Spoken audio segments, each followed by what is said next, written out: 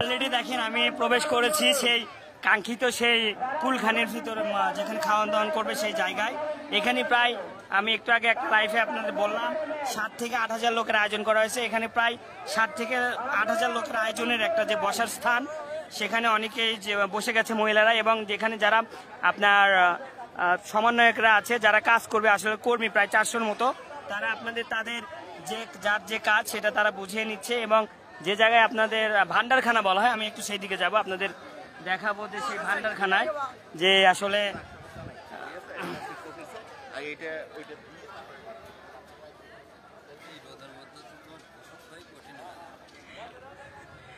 এই যে এটা হচ্ছে ভান্ডারখানা। এখানে আমি দেখাচ্ছি ভান্ডারখানা, আমার এই ভান্ডারখানা আপনারা একটু আমি দেখাবো যে এটাই সেই ভান্ডারখানা।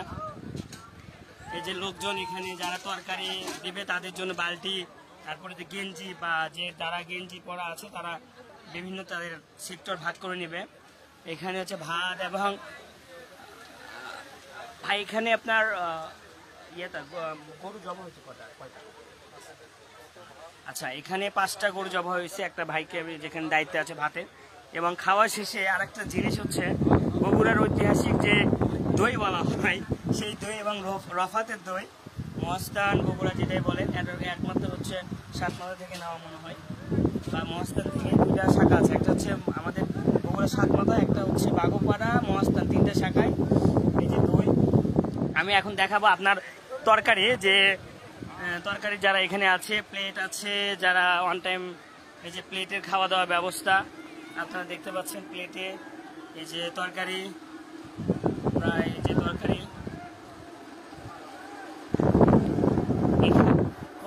কতগুলো আলু আপনারা পাক করছেন এখানে রান্না করছেন? হ্যাঁ, এটি আছে আপনি 40 মণ আলু, প্রায় 40 মণ আলু। বাসনি আছে কি না শুধু গরু? মানে খালি গরু, শুধু গরু। গরু এটা ভিন্ন, এটা 26 মণ গোশত। আচ্ছা, তার মনে হচ্ছে প্রায় 26 মণ গোশত এবং 40 মণ আলু। কালকে রাত থেকে তারা পাক রান্না বান্না শুরু করে দিচ্ছে। আর খাসিও আছে, একটা খাসিও আছে। এই যে আপনারা দেখতে পাচ্ছেন প্রায় কতগুলো সাসপেন আছে এখানে? 40টা সাসপেন আছে, প্রতি 45টা সাসপেন। প্রায় দেখা যাচ্ছে 1 মণের কম করে আছে মনে হয়, 30 কেজি করে আছে।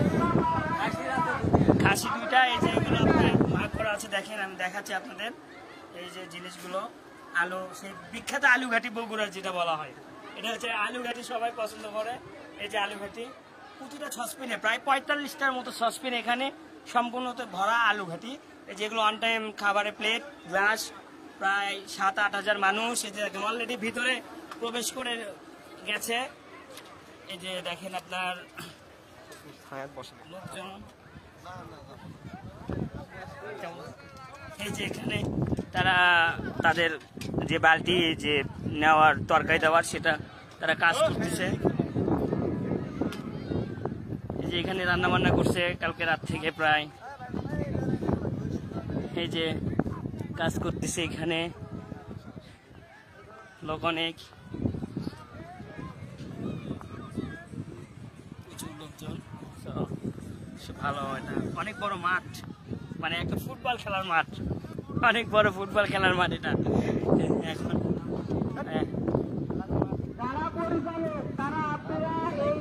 এই যে মাইক,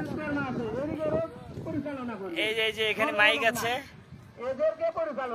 এখানে মাইক দিয়ে তারা ঘোষণা দিচ্ছে। 2জন পরিচালক আছে যিনি এই পুরোটা যতগুলো লোকজন আছে তাদেরকে মেনটেন করার জন্য, তাদেরকে কাজগুলো বুঝিয়ে দেওয়ার জন্য। দেখুন এখানে কি অবস্থা। এ দেখেন এখানে আরেকটু দেখেন পানি দেওয়ার দৃশ্যটা দেখেন, যে এক জায়গা থেকে আরেক জায়গায় পানি পার হচ্ছে। যে এখান থেকে মেন হচ্ছে এটা আপনার এই যে এখানে পানি মূলত আসতেছে এখান থেকে, ড্রাম পাইপ থেকে। এই যে আপনার পানিটা যেভাবে যাচ্ছে হাতে হাতে, এটা হচ্ছে একটা কথাই আছে, 10 মিলে করি কাজ হারি জিতি নাহি লাজ। এই যে এটা হচ্ছে 10 জন মিলে কাজ করার একটা আনন্দ, ঠিক আছে? এই যে দেখেন আমি দেখাচ্ছি আপনাদের সেই সুন্দর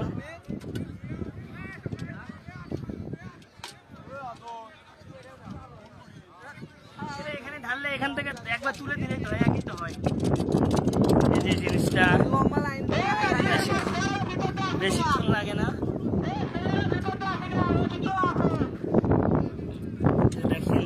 হচ্ছে সব এই ড্রাম থেকে পানি যাবে। এই যে লোকজন অলরেডি বসে গেছে, দেখেন লোকজন সব বসে গেছে। এই যে লোকজন যারা আছে প্রচুর পরিমাণ। এটা হচ্ছে আপনার লোকজনের যেটা প্রচুর লোকজন, এই যে লোকজনেরা মেনটেন করতেছে।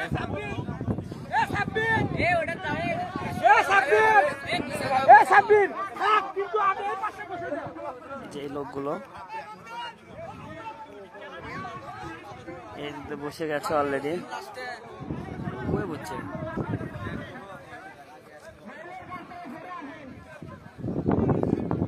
দেখেন লোকজনের পুরো মাঠ বসে যাবে, পুরো মাঠ একবারে পুরো মাঠ বসে যাবে এদিক দিয়ে।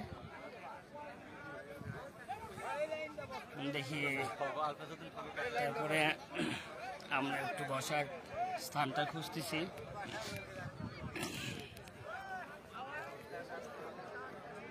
সব লোক তাদের বসার স্থানে বসে গেছে। লাইভে আছে। তো এই যে দেখেন মানে অনেকে আছে প্রচুর পরিমাণে যে লোক হিউজ। দেখেন যে লোকজনের যে অবস্থা, প্রচুর পরিমাণ লোক আসতে আছে। লোক আসবে যতক্ষণ পর্যন্ত তারা এ না হবে। একটু বসে যাই কেমন হয় দেখি রোদের মধ্যে, একটু কষ্ট হবে হয়তো। তারপরে আবারও ইনশাল্লাহ দেখা হবে কি হয়।